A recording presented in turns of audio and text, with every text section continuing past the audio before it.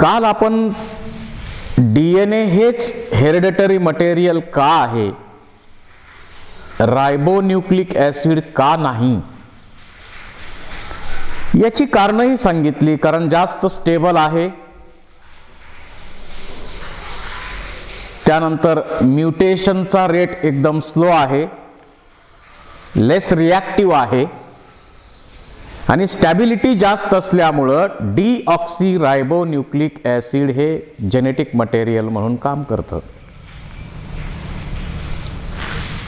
आता डीएनएचे डिटेल्स आपल्याला इथं पाहायचे आहेत.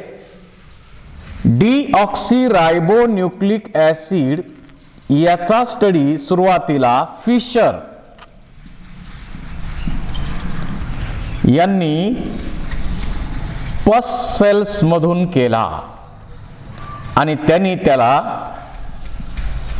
न्यूक्लिन असं नाव दिलं.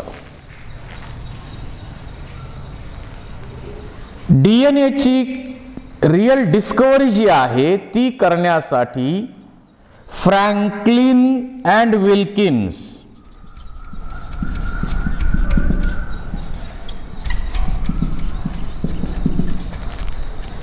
यांनी किंग्स कॉलेज ऑफ लंडन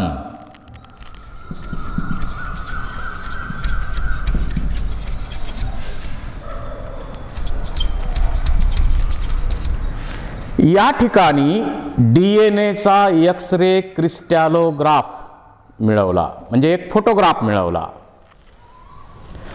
आणि त्या फोटोग्राफचा विचार करून, त्या फोटोग्राफचा स्टडी करून वॅटसन आणि क्रिक या दोन सायंटिस्टनी कॅव्हेंडिश लॅबोरेटरी लंडन या ठिकाणी डीएनएचं 3 डायमेन्शनल मॉडेल बनवलं.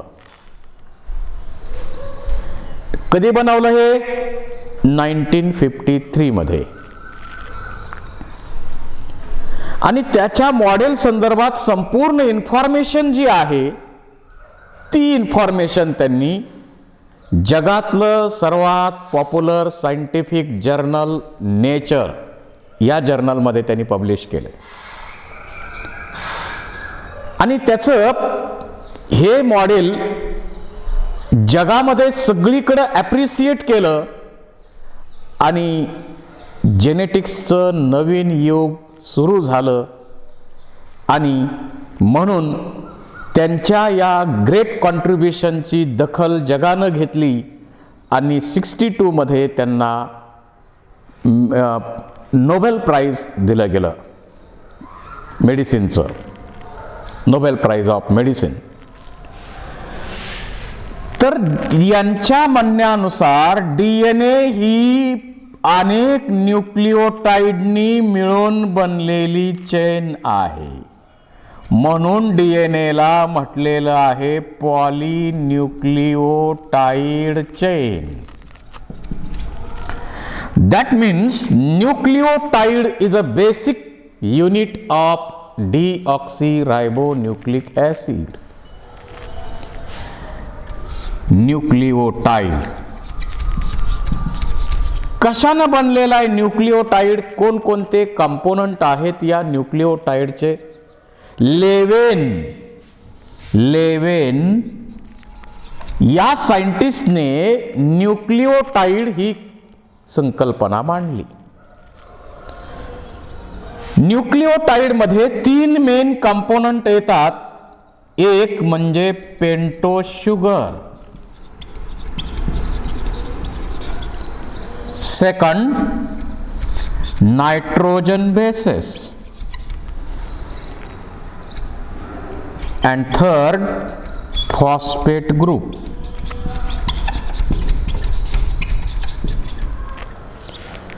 या 3 कंपोनंटनी मिळून न्यूक्लिओटाइड बनलेले असतात. पहिला कंपोनंट याचा कोणता? तर पेंटोज शुगर. डीऑक्सीरायबोन्यूक्लिक ॲसिड मध्ये किंवा न्यूक्लिक ॲसिड मध्ये जी पेंटोज शुगर असते ती 5 कार्बन कंटेनिंग शुगर आहे. Carbon number 1, carbon number 2, carbon number 3, carbon number 4 and fifth carbon is present outside the ring and here oxygen is present. डीऑक्सीरायबोज नावाची जी sugar आहे ती pentose sugar आहे C5H10O4 आणि रायबोन्यूक्लिक acid मध्ये रायबोज sugar आहे. रायबोज शुगर मध्ये काय काय आहे C5H10O5 म्हणजे रायबोज शुगर पेक्षा दुसऱ्या कार्बन ॲटमला एक ऑक्सिजन कमी असतो म्हणून या शुगरचं नाव ठेवलेलं आहे डीऑक्सीरायबोज. डीऑक्सीरायबोज ही पेंटोज शुगर आहे. त्याच्यामध्ये 5 मेंबर्ड रिंग आहे आणि त्या 5 मेंबर्ड रिंग मध्ये कार्बन नंबर 1, 2, 3, 4 आहेत आणि एका साईडला ऑक्सिजन आहे. फिफ्थ कार्बन जो आहे तो रिंगच्या बाहेर आहे. अशी पेंटोज शुगर इथं डीऑक्सीरायबोज आहे. त्यानंतर दुसरा कंपोनंट यामध्ये येतो तो म्हणजे nitrogen bases. Nitrogen bases are nitrogen containing compounds. Kossel नावाच्या सायंटिस्टनी हा कन्सेप्ट मांडला. Nitrogen containing compounds associated with nucleic acids. हे नायट्रोजन बेसेस 2 टाईपचे येतात. एक आहे प्युरिन आणि दुसरा आहे पिरिमिडिन.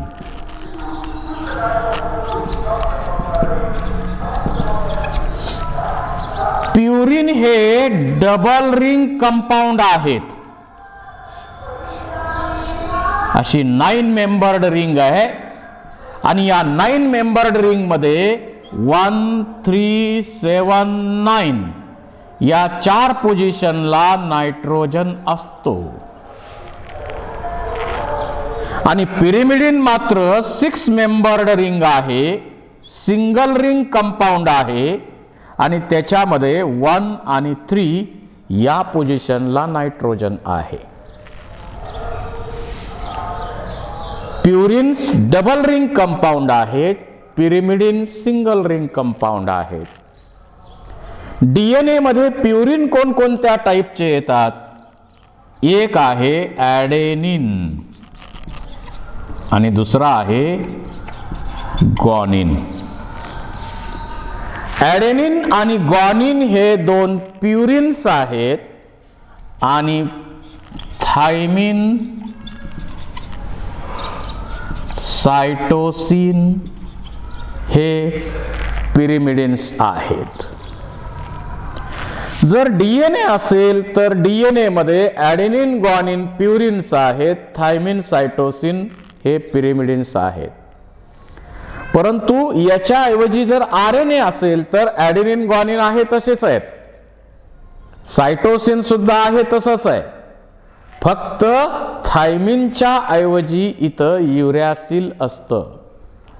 तुम्हाला जर क्वेश्चन विचारला how many types of nitrogen bases are present in DNA? Adenine, guanine, thymine, cytosine. How many types of nitrogen bases are present in RNA?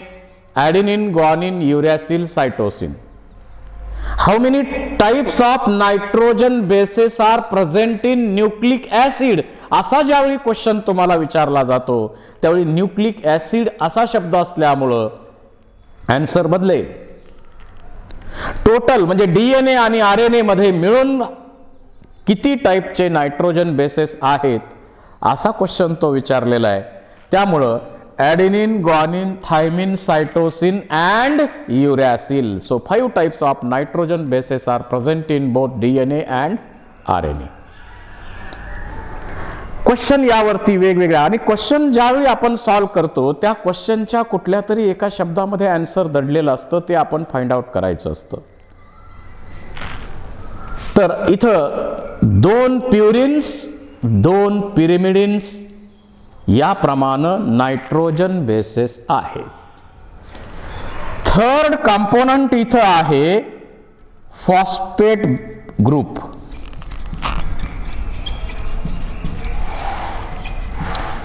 Phosphoric ऍसिडच्या फॉर्ममध्ये H3PO4 या फॉर्ममध्ये फॉस्फेट ग्रुप आहे. इथं फॉस्फेट सेंटरला आहे, फॉस्फरस सेंटरला आहे आणि तिन्ही बाजूला हे O O double bond O. 3 OH reactive OH group इथं असतात. त्याच्यापैकी 2 OH ग्रुप हे फॉस्फोडायस्टर लिंकेज करण्यासाठी इन्व्हॉल्व्ड आहे. म्हणजे जर याचा लिंकेज होताना फॉस्फेट ग्रुप जर जोडायचा असेल तर आपण न्यूक्लिओटाइडचं स्ट्रक्चर बघताना त्याच्याविषयी चर्चा करू. तर फॉस्फेट ग्रुपची अटॅचमेंट इथं फार महत्वाची आहे. कशी महत्वाची आहे आपण बघूया याचे डिटेल्स थोडक्यात. इथं आपण एक न्यूक्लिओटाइड म्हणजे पेंटोज शुगर डीऑक्सीरायबोज, यामध्ये carbon number 1, carbon number 2, carbon number 3, carbon number 4, 5th carbon is outside the ring and 5th position काय ऑक्सिजन आहे. आता यापैकी कार्बन नंबर 1 याला नायट्रोजन बेस जोडलेलं असतं. So nitrogen bases are linked with pentose sugar deoxyribose at carbon number 1 by glycosidic bond.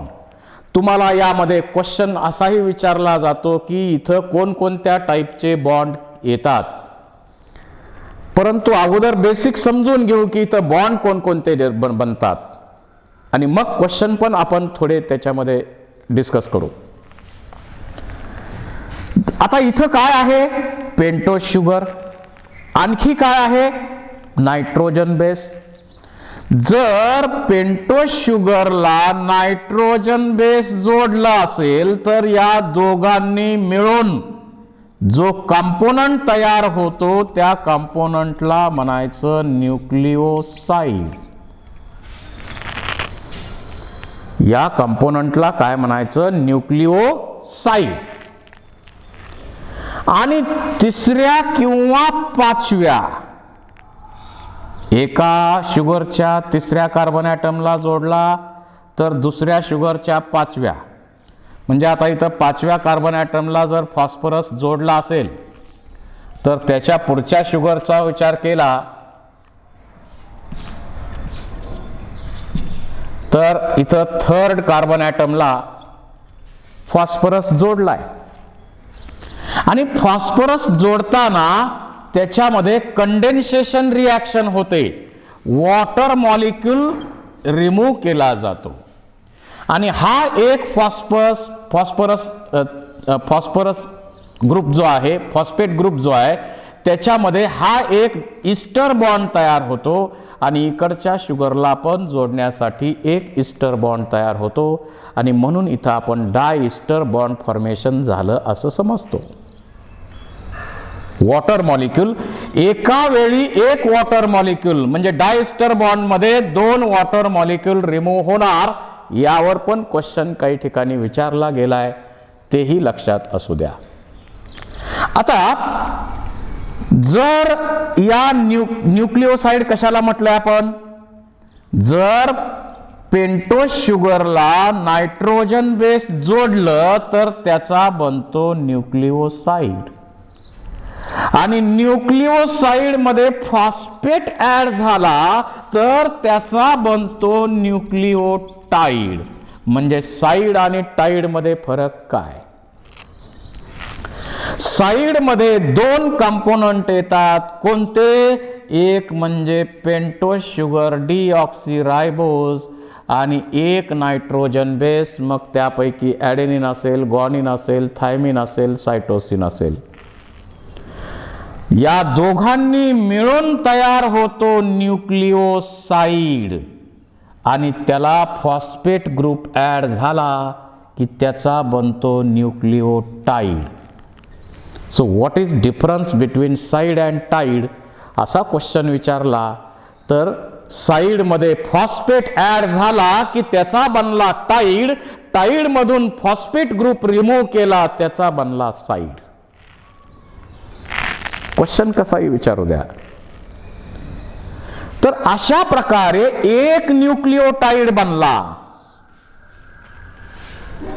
आणि हेच न्यूक्लिओटाइड हेच या डिऑक्सीरायबोन्यूक्लिक ॲसिडचं स्ट्रक्चरल आणि फंक्शनल युनिट आहे. बेसिक युनिट हे न्यूक्लिओटाइड आहे. मग न्यूक्लिओटाइडला पुन्हा दुसरा न्यूक्लिओटाइड जोडला, तिसरा न्यूक्लिओटाइड जोडला, न्यूक्लिओटाइड अनेक न्यूक्लिओटाइड एकमेकाला जोडून जी चेन तयार होते या चेनला आपण म्हणतो पॉलीन्यूक्लिओटाइड चेन. या चेनला आपण म्हणतो पॉलीन्यूक्लिओटाइड चेन. आणि आता आपण बघूया या डिऑक्सीरायबोन्यूक्लिक ॲसिडच्या स्ट्रक्चर बद्दल.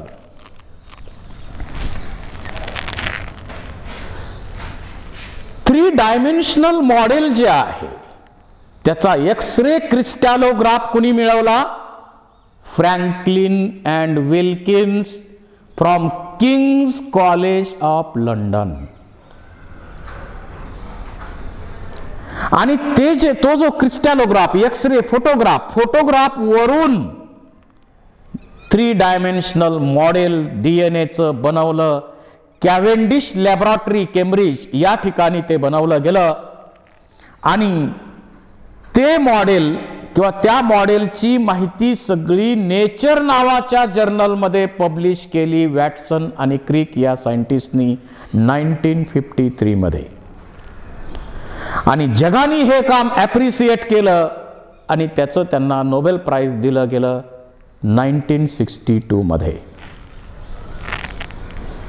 तर इथूनच डीएनएचा डिस्कव्हरी झाल्यामुळं, डीएनएचा शोध लागल्यामुळं इथूनच जेनेटिक्समध्ये नवीन क्रांती सुरू झाली असं आपल्याला म्हणता येईल. तर जे डीएनएचं मॉडेल 3 डायमेन्शनल मॉडेल तिथं बनवलेलं आहे ते मॉडेल काय सांगतं आपल्याला? First, DNA is chain of many nucleotides hence called as polynucleotide chain. म्हणजे डीएनए हे काय आहे? पॉलीन्यूक्लिओटाइड चेनने बनलेला आहे. तर असे डीएनए हे पॉलीन्यूक्लिओटाइड चेननी बनलेलं आहे. न्यूक्लिओटाइड किती टाईपचे असतात डीएनए मध्ये असा क्वेश्चन एखाद्या वेळी विचारला तर त्याचंही आन्सर आपल्याला माहित असायला हवं. आता बघा, एक न्यूक्लिओटाइड मी इथं काढतो. पेंटोज शुगर आहे डीऑक्सीरायबोज. त्या डीऑक्सीरायबोज शुगरला ग्लायकोसाइडिक बॉन्डच्या साह्यानं कार्बन नंबर 1 ला ॲडेनिन जोडलंय. हा न्यूक्लिओसाइड झाला. त्याला पुन्हा 3ऱ्या किंवा 5व्या कार्बनला फॉस्फेट जोडलाय. फॉस्फेटची अटॅचमेंट त्या स्ट्रँडचं डायरेक्शन ठरवते. सुरुवातीला 5व्या, नंतर 3ऱ्या, 5व्या, 3ऱ्या, 5व्या, 3ऱ्या, 5व्या, 3ऱ्या कार्बन ॲटमला जर जोडला असेल तर त्या स्ट्रँडचं डायरेक्शन ठरतं 5' to 3'. आणि सुरुवातीच्या स्ट्रँडच्या सुरुवातीला जर 3ऱ्या कार्बन ॲटमला पहिला फॉस्फेट ग्रुप जोडला असेल, नंतर 5व्या, 3ऱ्या, 5व्या, 3ऱ्या, 5व्या, 3ऱ्या, 5व्या, 3ऱ्या, 5व्या असं जर रिपीटेड जॉईनिंग होत असेल, फॉस्फेटची अटॅचमेंट कोणत्या कार्बनला सुरुवातीला जोडली आणि नंतर क्रम कसा आहे या बेसिसवरती त्या स्ट्रँडचं डायरेक्शन ठरतं. आता म्हणतो आपण 3' to 5'. म्हणजे पहिल्या शुगरच्या तिसऱ्या, नंतर पाचव्या, तिसऱ्या पाचव्या अशी अरेंजमेंट असेल, अशी अटॅचमेंट त्या फॉस्फेट ग्रुपची असेल तर त्याला आपण म्हणतो 5'2'3' डायरेक्शन. आणि पहिल्या शुगरच्या पाचव्या, नंतरच्या तिसऱ्या, पाचव्या तिसऱ्या कार्बन ॲटमला जोडला असेल या क्रमानं तर त्याला आपण 5'2'3' डायरेक्शन म्हणतो. So attachment of phosphate group decides the direction of that particular DNA strand. DNA चं स्ट्रँड जे आहे ते कोणत्या दिशेनं चाललंय, 5'2'3' का 3'2'5' हे फाइंड आउट करण्यासाठी फॉस्फेटची अटॅचमेंट कशी झालेली आहे, फॉस्फोडायस्टर लिंकेज कसं झालेलं आहे हे माहीत असणं गरजेचं आहे. तर इथं एक न्यूक्लिओटाइड झाला, ॲडेनिन नायट्रोजन बेस आहे, त्यामुळे याला आपण म्हणतो ॲडेनिन न्यूक्लिओटाइड. याच्या खाली दुसरा न्यूक्लिओटाइड आपण परत काढू. इथं समजा सायटोसिन जोडलाय तर या आपण इथं cytosine nucleotide phosphate group diester bond इथं बनेल, फॉस्फोडायस्टर बॉन्ड बनणार. आता इथं बघा तिसऱ्या कार्बन ॲटमला जोडलाय, पुन्हा पाचव्या जोडलाय. त्याच्यानंतर आता हा झाला सायटोसिन न्यूक्लिओटाइड. त्याच्यानंतर पुन्हा आपण आणखी एक न्यूक्लिओटाइड दाखवू ज्याच्यामध्ये थायमिन जोडला असेल तर थायमिन न्यूक्लिओटाइड झाला. त्याच्यानंतर आणखी एक न्यूक्लिओटाइड काढू, त्याच्यामध्ये ग्वानिन जोडला असेल तर ते ग्वानिन न्यूक्लिओटाइड झालं. आता इथं स्ट्रँडची दिशा सुद्धा कशी कळते बघा, कसं डायरेक्शन याचं समजतंय तुम्हाला बघा. या दिशेनं जर आपण पाहिलं तर याचे डायरेक्शन कसं आहे बघा. या शुगरच्या पाचव्या कार्बन ॲटमला फॉस्फेट जोडला आहे, पुढच्या शुगरच्या तिसऱ्या, पाचव्या, तिसऱ्या, पाचव्या, तिसऱ्या, पाचव्या, तिसऱ्या याप्रमाणे 5'2'3' डायरेक्शन असं आपण सांगू शकतो. आणि तिसऱ्या शुगरला सुरुवातीला असेल तर 3'2'5' असं समजतो. इथं न्यूक्लिओटाइड किती टाईपचे बनले, 4 टाईपचे न्यूक्लिओटाइड्स DNA मध्ये आहेत. Adenine nucleotide, cytosine nucleotide, thymine nucleotide, guanine nucleotides. So 4 types of nucleotides are present in deoxyribonucleic acid. 4 types of nucleic acids are present in deoxyribonucleic acid. तर ही बेसिक इन्फॉर्मेशन आपल्याकडे जर अगोदर असेल तर पुढे MCQ सॉल्व होताना करताना काही प्रॉब्लेम येत नाहीत. इथं आता तुम्हाला बॉन्ड कोणकोणते आतापर्यंत पाहायला मिळाले तर एक बॉन्ड कार्बन नंबर 1 आणि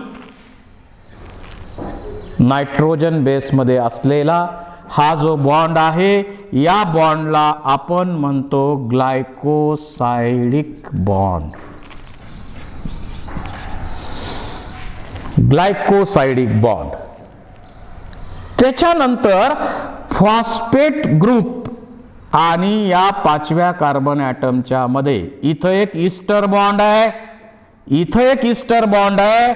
म्हणजे इथं दोघांच्या मध्ये 2 ईस्टर बॉन्ड असल्यामुळं आपण त्याला डाय ईस्टर बॉन्ड म्हणू. एका न्यूक्लिओटाइड साठी एक ईस्टर बॉन्ड. आणि फॉस्फेट काय करतोय, 2 न्यूक्लिओटाइडला जोडतोय, त्यामुळे 2 ईस्टर बॉन्ड तयार होतात.